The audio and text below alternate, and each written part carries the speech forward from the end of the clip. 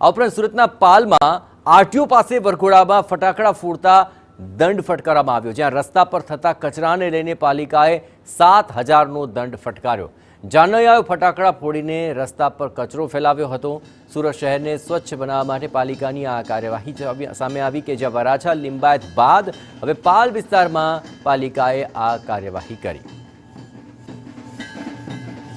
વધુ વિગતે વાત કરવા જોડાઈ રહ્યા છે ટીવી 9 સંવાદદાતા બલદેવ। આ પહેલા પણ આ પ્રકારનો દંડ વસૂલાયો છે, હાલ આ સમગ્ર મામલે શું કાર્યવાહી થઈ?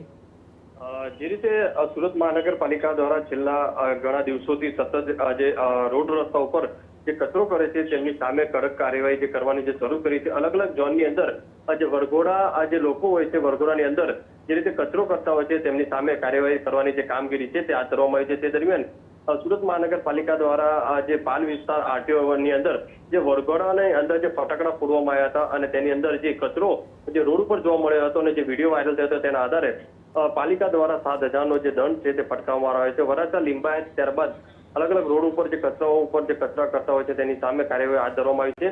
મહત્વની વસ્તુ એ છે લોકો પણ આ બાબતે જાગૃત બન્યા છે, કારણ કે વરઘોડો હોય અથવા તો કોઈ પ્રસંગ હોય તેની અંદર લોકો છે તે ફટાકડા ફોડતા હોય છે, જે રીતે ધૂમધામથી જે રીતે ઉજવણી કરતા હોય છે તેના કારણે આખરે જે કચરો પડતા હોય છે તેના કારણે રોડ રસ્તા જે ખરાબ થતા હોય છે તે હેતુથી હાલમાં મહાનગરપાલિકા દ્વારા આ દંડ છે તે ફટકારવાની જે કામગીરી છે તે સઘન કરવામાં આવી છે। આભાર બલદેવ। તો આખરે લોકો કચરો ન કરે, દરકાર રાખે અને તેને લઈને આખરે પાલિકાની આ મહત્વપૂર્ણ કાર્યવાહી। સુરતના પાલ વિસ્તારની અંદર કચરો ફેલાવતા આ લોકોને 7,000નો દંડ ભરવો પડ્યો।